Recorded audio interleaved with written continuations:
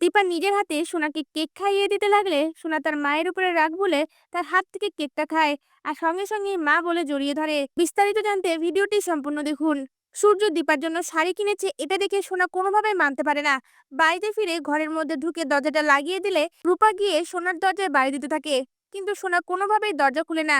রূপা বারবার বলার পরে সোনা বাধ্য হয়ে দরজাটা খুলে দিলে রূপা তখন সোনার কাছে গিয়ে বলে ওঠে, তুমি চাও না বাবা সুস্থ হয়ে যাক, আর মাই পারবে বাবাকে সুস্থ করে দিতে।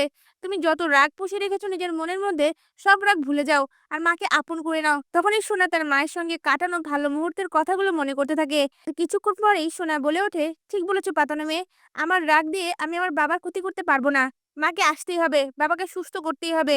এই কথা শুনে রূপা খুশি হয়ে সোনাকে জড়িয়ে ধরে। অন্যদিকে দেখা যায় দীপা মনে মনে বলতে থাকে, আজ সন্ধেবেলা আমি কি করে এখানে আসবো? এমনিতেই তো ছদ্মবেশী রুডি আমাকে সন্দেহ করছে, কিন্তু এই সন্দেহ থাকলেও আমাকে আসতেই হবে। ডাক্তারবাবু আমাকে ডেকেছে। তখনই দীপা আড়ালে গিয়ে অবিনাশকে ফোন করে আর অবিনাশকে সকল ঘটনা বললে অবিনাশ বলে ওঠে, আমি আপনাকে সাহায্য করতে পারবো, কিন্তু কিছুক্ষণের জন্য আপনাকে বের হয়ে আসতে হবে।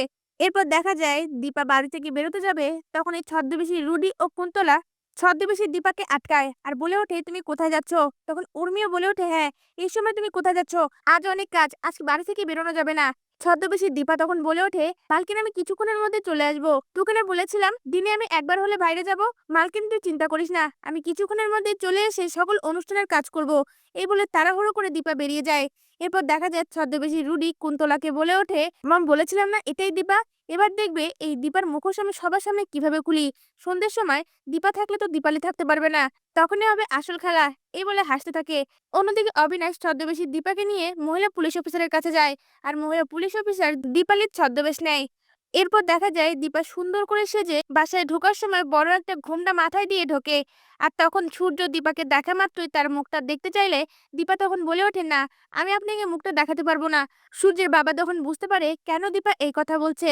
সঙ্গে সঙ্গে সূর্যের বাবা বলে ওঠে, বৌমা আমি আমার কথা উঠিয়ে নিলাম, তুমি তোমার মুখটা দেখাও। এই কথা শুনে দীপাও খুশি হয়ে তার ঘোমটাটা ফেলে দেয়। এদিকে দীপাকে দেখে অপলক দৃষ্টিতে তাকিয়ে থাকে সূর্য। এরপর সূর্য দীপার দিকে একটা ব্যাগ এগিয়ে দিয়ে বলে ওঠে, এই শাড়িটা আমি পছন্দ করে কিনেছি তোমার জন্য, তুমি যদি এই শাড়িটা পরে আসতে। তখন দীপাও সূর্যের হাত থেকে সেই প্যাকেটটা নেয় আর নিজে সুন্দর করে সূর্যের রুমে ঢুকে সেজে গুজে সিঁড়িতে নেমে আসতে লাগে। সূর্য দীপাকে দেখা মাত্র অবাক হয়ে যায় আর তার দিকে মনোমুগ্ধভাবে তাকিয়ে থাকে।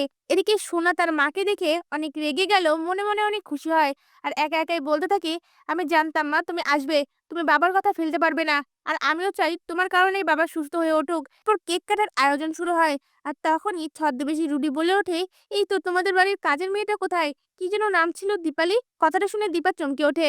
আর এদিকে ছদ্মবেশী রুডি মনে মনে বলতে থাকে, শাশুড়ি মা আজকেই আপনার পর্দা ফাঁস হবে, আর মুচকি মুচকি হাসতে থাকে। এটা দেখে উর্মিরও সন্দেহ হয়।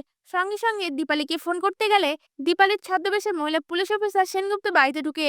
আর এটা দেখে রুডি অবাক হয়ে যায় আর মনে মনে বলতে থাকে, এখানে তো দীপা রয়েছে, তাহলে ইনি কে? তাহলে কি দীপালি আসলেই দীপা ছিল না? আর অবাক হয়ে যায়। এরপর দেখা যায় কেক কাটার আয়োজন শুরু হলে দীপা সূর্য হাত ধরে কেক কাটে আর সূর্যকে কেক খাওয়ানোর পর দীপা প্রথমেই সোনাকে কেক খাইয়ে দিতে যায়। আর এতে করে সোনা অনেক খুশি হয়ে সেই কেকটা মুখে নিয়ে মা বলে দীপাকে জড়িয়ে ধরে। তা ভিউয়ার্স, এমনটাই যদি নতুন পর্বগুলিতে হয় আপনাদের দেখতে কেমন লাগবে? আপনাদের মতামত আমাদের কমেন্টে জানান। ধন্যবাদ।